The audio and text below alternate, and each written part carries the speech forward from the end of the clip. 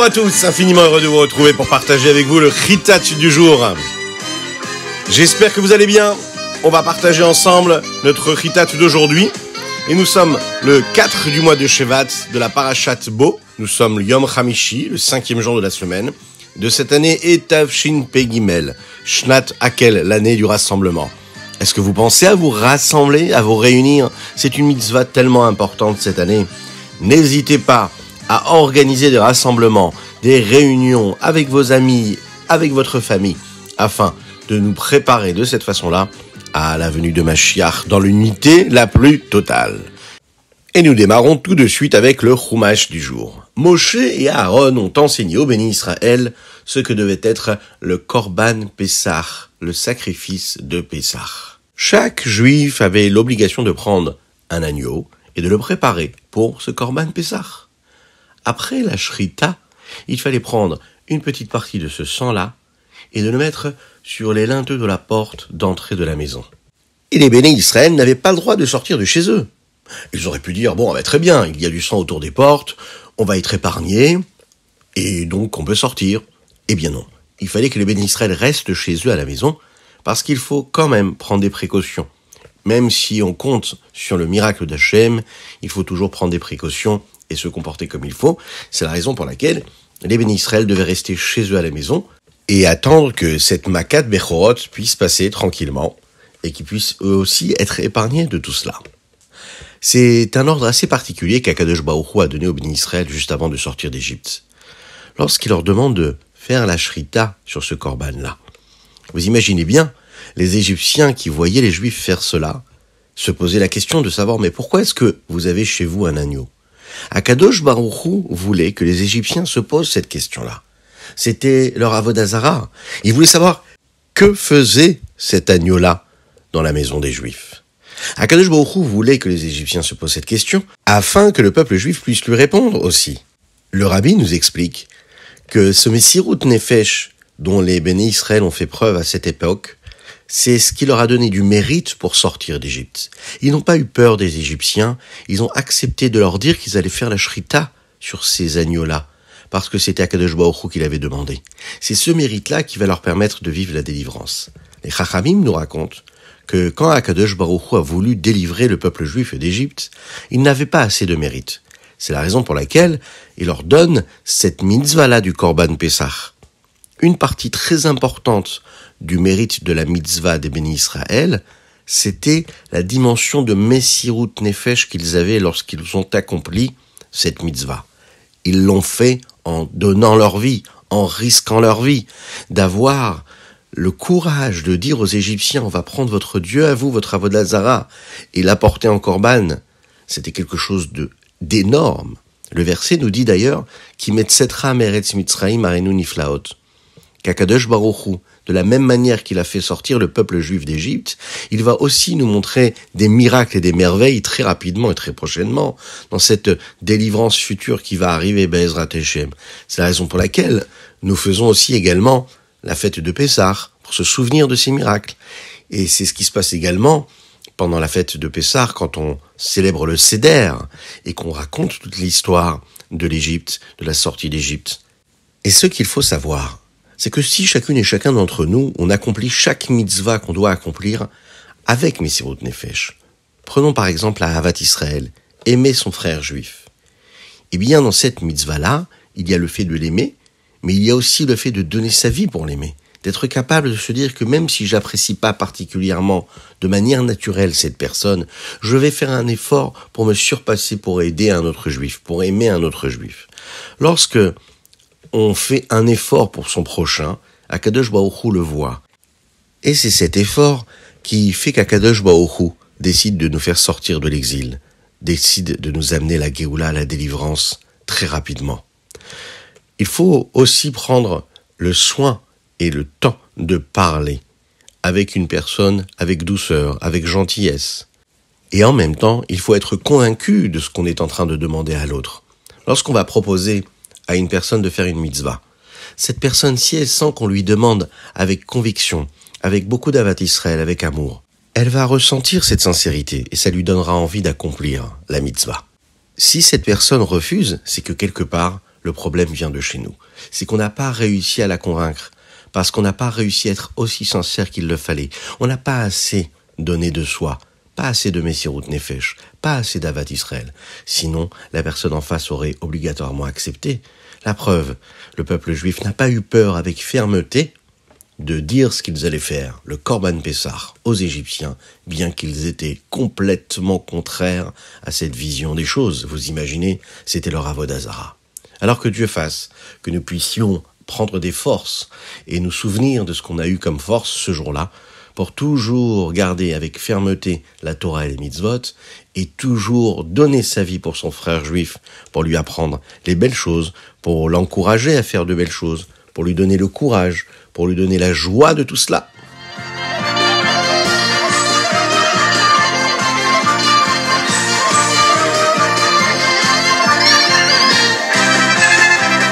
Et nous passons tout de suite au Télim du jour. Aujourd'hui, nous sommes le 4e du mois de Shvat. Et les chapitres que nous allons lire, c'est le Chav Gimel au Chafret, Dalet aujourd'hui. Dans le Télim du jour, il y a 2 versets qui figurent dans le chapitre 25, et ce sont les versets 8 et 9 qui parlent d'Akadosh Baruch Hu. Akadosh Baruch Hu nous montre le chemin que nous devons emprunter pour réussir une belle vie. Le verset dit comme ça: Vilamed anavim darko. Le Rambam Maïmonide nous dit ici qu'on parle de 2 choses qu'Akadosh Baruch Hu a données au peuple juif, qui vont lui permettre d'accomplir la volonté d'Hachem, de faire teshuva et de se comporter comme il faut. La première chose qu'Hachem envoie au peuple juif, c'est des Nevi'im, des prophètes. À notre époque, c'est des grands Rebbeim, des grands tzadikim, afin de nous enseigner comment on doit suivre les chemins d'Hachem, comment est-ce qu'on doit faire teshuva. Et la deuxième chose qu'Akadosh Baruch Hu nous donne, c'est la volonté de choisir ce qu'il faut choisir. On a parfois des doutes, on est parfois à la croisée des chemins, on ne sait pas exactement la décision qu'on doit prendre, qu'est-ce qu'on doit choisir comme route. Eh bien, Akadosh Baruch Hu nous aide. Un juif qui étudie la Torah, Dieu l'aide à avoir la bonne volonté, le bon choix. Il l'aide à choisir la bonne route, et de cette façon-là, il aura une réussite totale dans son existence.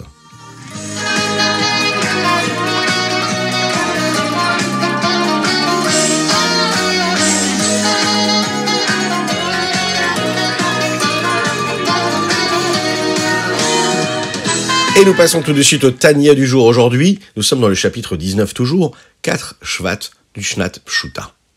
Nous l'avons déjà dit hier, la Chochma, la sagesse qui se trouve dans la Neshama, qui elle, la seule chose qu'elle veut, c'est être attachée à Dieu. Il se trouve que parfois, elle soit en état de sommeil. Elle ne se sent pas du tout réveillée, en état de conscience de cet amour, de cet attachement pour Dieu. Alors, quand elle est en état de sommeil, ça peut amener l'homme à faire des avérotes. Mais nous l'avons aussi expliqué, il y a un état où l'homme ne se retrouve plus du tout dans cet état de sommeil. C'est quand il est capable d'appeler la Emouna, la foi. La Chochma, oui, la sagesse, elle peut être en sommeil. Et quand elle est en sommeil, eh bien, malheureusement, on fait une avéra. Mais qu'est-ce qui fait que même un juif simple, lorsqu'on fait appel à son judaïsme, à ce qu'il a de plus profond en lui, à son attachement à Dieu, lorsqu'on fait appel à sa foi en Dieu, eh bien tout de suite il est capable de donner sa vie et de refuser de faire une avéra. Eh bien c'est tout simplement parce que la Emouna c'est beaucoup plus fort que la Chochma. La foi que nous avons en Dieu, cette confiance totale en lui, n'importe qui même qui n'utilise pas la Chochma a cette force-là qui l'attache à Dieu et qui, elle, n'est jamais en sommeil. Lorsqu'on vient comme ça réveiller une personne, parce qu'elle était en état de sommeil, et quand elle était en état de sommeil, elle faisait des avérotes, il faut le réveiller avec de la Emouna. Et nous avons cette force en nous. Quand on sent qu'on est capable de faire des avérotes, on doit vite se souvenir d'Hachem. Non pas parce qu'on comprend que c'est important d'être attaché à lui, parce que là, eh bien, cette sagesse-là, elle peut quelque part nous endormir. Et quand on est endormi, on va faire une avéra. Et en même temps, si on réussit à rappeler cette Emouna à nous, cette foi en Akadosh Baruch Hu, si on va vite étudier un petit peu de Torah, mais pas seulement pour la sagesse de la Torah, mais pour l'attachement de la foi que nous avons pour Dieu, ou juste on va fermer les yeux, on va penser très fort à Hachem, on va penser à sa grandeur, on va se souvenir de qui il est, de qui nous sommes, alors à ce moment-là, ça nous donne envie de nous réveiller tout de suite et de se comporter avec Messirut Nefesh, avec un don de soi extraordinaire. Et c'est ce qui nous donne les forces de nous attacher à Hachem et de sortir de cet état de sommeil où on était capable malheureusement de s'éloigner en faisant des avérotes.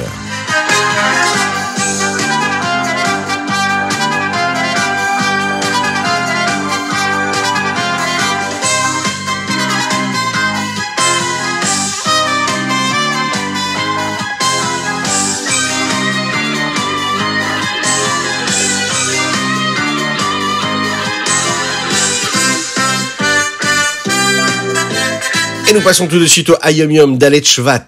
Dans les dernières parachiotes que nous avons lues dans le Chumash, on étudie l'histoire du peuple juif en Égypte. Oui, c'était difficile. Ils ont vécu l'esclavage, les douleurs, les souffrances, l'exil. Ils étaient des esclaves. Ils ont dû travailler très dur. Ils n'ont pas pu se comporter selon le chemin qu'eux, ils voulaient choisir. À la fin, Kadosh Baruch Hu va accomplir ces magnifiques miracles dont nous parlons en ce moment, les plaies qu'il va envoyer sur les Égyptiens. Et les Juifs vont sortir d'Égypte. Le Rabbi ici nous parle dans ce Hayom Yom de ce qu'il y a en chacune et chacun d'entre nous, à savoir la capacité que nous avons de supporter l'exil, mais aussi d'accepter de sortir d'Égypte. Nos âmes à nous, elles sont comme ces personnes-là qui ont vécu en Égypte.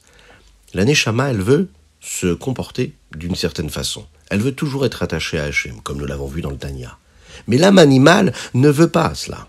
Elle ne veut pas que l'âme divine se comporte comme il faut. Elle veut rester en Égypte quelque part. Elle veut faire ce qui lui plaît, ce qui lui apporte du plaisir temporel. Elle se réjouit de ce qui n'a pas de continuité, qui ne s'inscrit pas dans l'éternité. Alors ce qu'il faut faire, c'est l'inverse complètement. Il faut la faire sortir de cette Égypte-là. Comme il est dit dans le Tanya que le Benoni a une force particulière. Il peut utiliser son intellect, l'endroit où se trouve la Neshama, son âme, pour dire au cœur ce qu'il doit ressentir. Lorsqu'un juif se comporte de cette façon-là, en fait, il sort d'Égypte, il sort de ses contraintes. On a des forces en nous qui sont très très fortes, très puissantes. Il faut juste faire appel à ça, et quand on réussit cela, vous savez, on est tranquille, on se sent complètement libre. La vraie liberté, celle d'accomplir la Torah et les mitzvot dans la sérénité et la tranquillité.